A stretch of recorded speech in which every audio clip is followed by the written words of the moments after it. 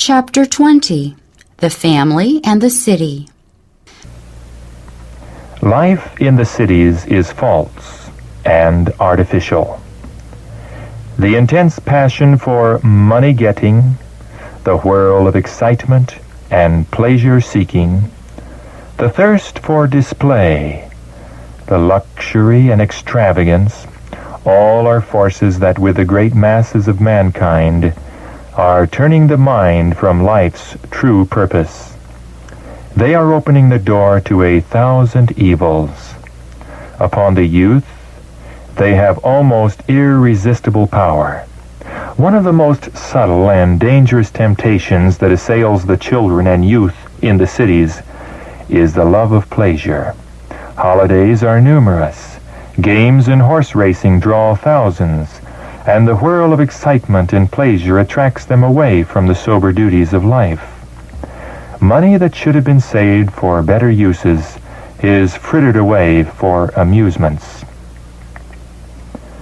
The physical surroundings in the cities are often a peril to health. The constant liability to contact with disease, the prevalence of foul air, impure water, impure food, the crowded, dark, unhealthful dwellings are some of the many evils to be met. It was not God's purpose that people should be crowded into cities, huddled together in terraces and tenements.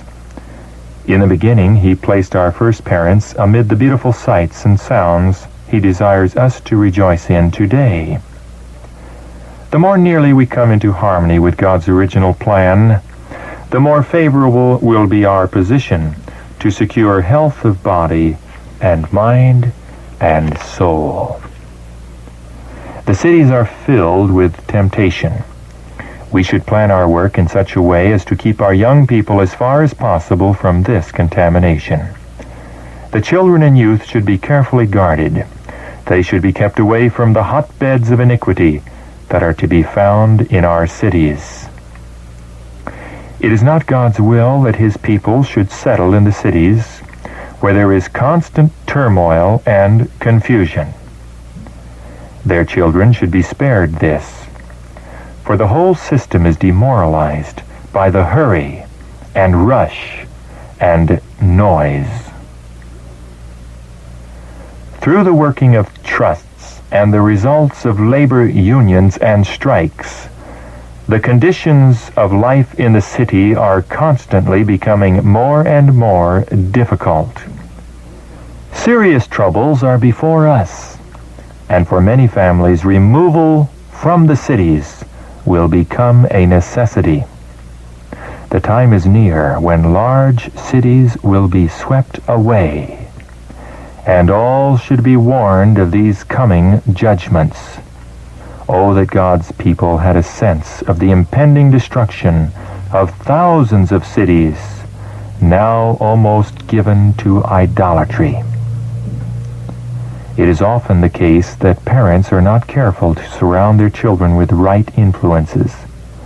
In choosing a home, they think more of their worldly interest than of the moral and social atmosphere, and the children form associations that are unfavorable to the development of piety and the formation of right characters. Parents who denounce the Canaanites for offering their children to Moloch, what are you doing? You are making a most costly offering to your mammon god, and then when your children grow up unloved and unlovely in character, when they show decided impiety and tendencies to infidelity, you blame the faith you possess because it was unable to save them. You are reaping that which you have sown, the result of your selfish love of the world and neglect of the means of grace. You moved your families into places of temptation, and the ark of God, your glory and defense, you did not consider essential. And the Lord has not worked a miracle to deliver your children from temptation. There is not one family in 100 who will be improved physically, mentally, or spiritually by residing in the city. Faith, hope, love, happiness can far better be gained in retired places where there are fields and hills and trees. Take your children away from the sights and sounds of the city, away from the rattle and din of streetcars and teams, and their minds will become more healthy. It will be found easier to bring home to their hearts the truth of the Word of God. Many parents remove from their country homes to the city, regarding it as a more desirable or profitable location. But by making this change, they expose their children to many and great temptations. The boys have no employment, and they obtain a street education and go on from one step in depravity to another until they lose all interest in anything that is good and pure and holy. How much better had the parents remained with their families in the country, where the influences are most favorable for physical and mental strength.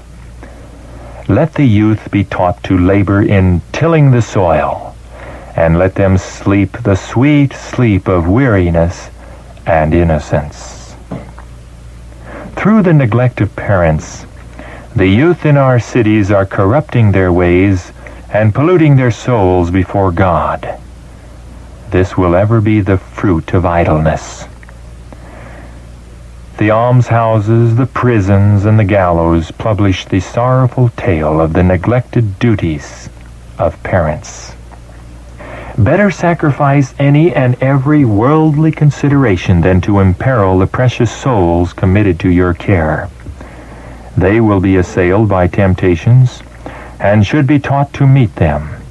But it is your duty to cut off every influence, to break up every habit, to sunder every tie that keeps you from the most free, open, and hearty committal of yourselves and your family to God. Instead of the crowded city, seek some retired situation where your children will be, so far as possible, shielded from the temptation, and there train and educate them for usefulness. The prophet Ezekiel thus enumerates the causes that led to Sodom's sin and destruction. Pride, fullness of bread, and abundance of idleness was in her and in her daughters. Neither did she strengthen the hand of the poor and needy. All who escape the doom of Sodom must shun the course that brought God's judgments upon that wicked city. When Lot entered Sodom, he fully intended to keep himself free from iniquity and to command his household after him, but he signally failed. The corrupting influences about him had an effect upon his own faith, and his children's connection with the inhabitants of Sodom bound up his interest in a measure with theirs. The result is before us. Many are still making a similar mistake.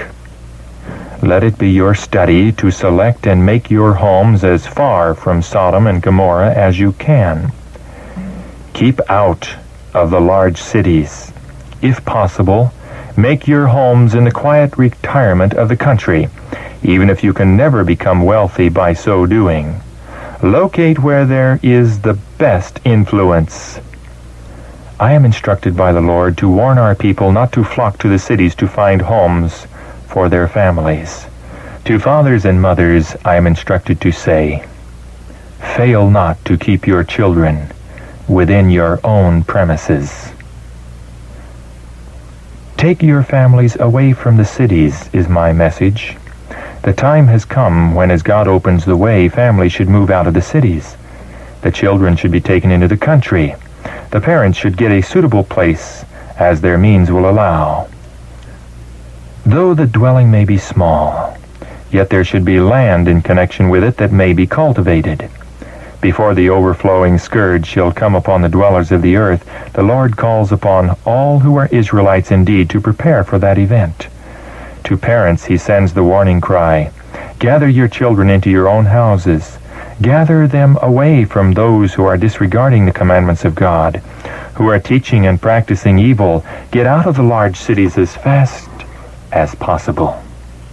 Parents can secure small homes in the country with land for cultivation, where they can have orchards, and where they can raise vegetables and small fruits to take the place of flesh meat, which is so corrupting to the lifeblood coursing through the veins.